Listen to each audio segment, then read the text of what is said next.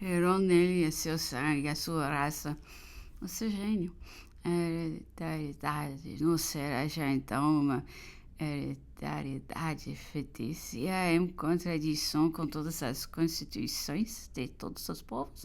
Será uma hereditariedade que para o povo se fundará na descendência, a única base que a razão popular admite para ela?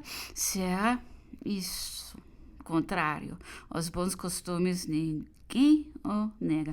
Mas Napoleão não tem preconceitos e está convencido que o seu destino de exceção o colocou de tal modo acima do comum da humanidade que as fórmulas ordinárias de moral não lhes são aplicadas pela nação e que o imenso interesse que ele encontra em assegurar para sempre a estabilidade governamental fala a passar muito simplesmente sobre a inconveniência que é suspeitar, mas isso não passará de uma suspeita, de uma opinião geralmente espalhada sem nenhuma certeza.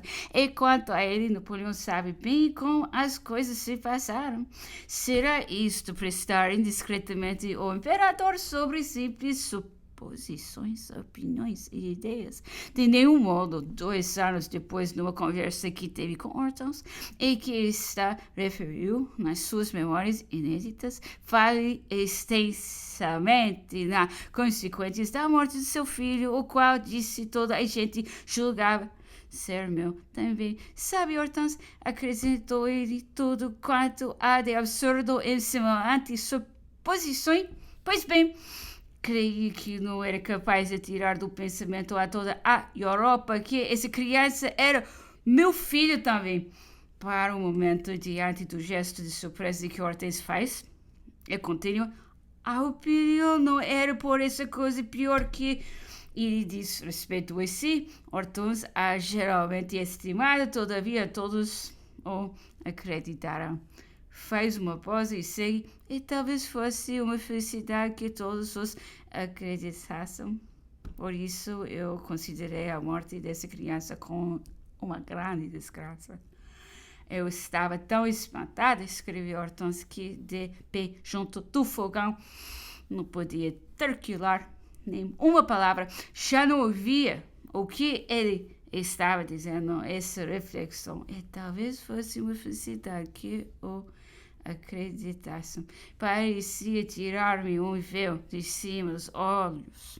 Lançava uma perturbação em todas as minhas ideias, mas sobretudo feria-me a direito ao coração, mais cruelmente maltrato que o resto. O que, quando ele me tratava como sua filha, quando me era tão doce e tão simples, tornar a encontrar nele o pai que eu tinha perdido, tantos cuidados, tantas preferências dadas, eram política e não afeição? Hortense não percebe, havia afeição ao mesmo tempo que havia política, mas a indignação que ela sente, perfeitamente legítima, dadas as sensações femininas, não lhe permite apreciar friamente a situação que Napoleão, por sua parte, encara com ideias puramente masculinas. Se ele encheu Hortense de atenções, não foi para fazer acreditar o boato de que Napoleão Carlos era seu filho, visto como inteiramente o contrário, fez esforços para desmenti-lo, mas tendo o boato persistido, tendo se estabelecido a convicção nos espíritos, pensou tirar proveito dele no interesse do seu poder e da consolidação da sua dinastia. Essa disposição foi como as do campo de batalha, porque uma das faculdades mais surpreendentes do seu espírito era justamente a de encarar com extrema nitidez a situação em que se visse tomar tal qual era e operar imediatamente o movimento que ele esperasse.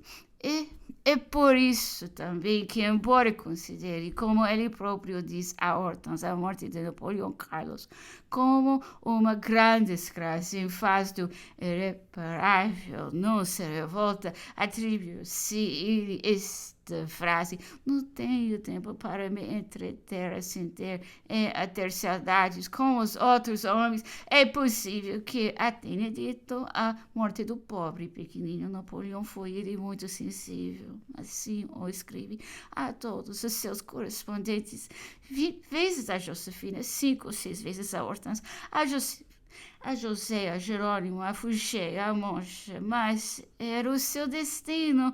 E depois do dia em que o destino se cumpriu, se Napoleão se eternizasse nas lágrimas e no texto, não estaria já, na verdade, da sua natureza, na fórmula filosófica que impôs o seu espírito e continua o espetáculo desse terrível jogo da guerra, onde a morte é a companheira de todas as horas, onde só os vivos contam no efetivo e entre nas combinações. Este falou Napoleão Carlos formava um dos laços exteriores que o ligavam a Josefina. Esse laço rompeu-se entre Napoleão e Josefina. Já não restam senão os laços íntimos de afeição e de ternura que puderam apertar 10 anos de vida comum atravessada por longas ausências, dissensões frequentes e singulares. Desinteligências, poderão esses laços resistir a uma prova análoga à que lhes fez sofrer em 1805 a ligação com Madame du Château,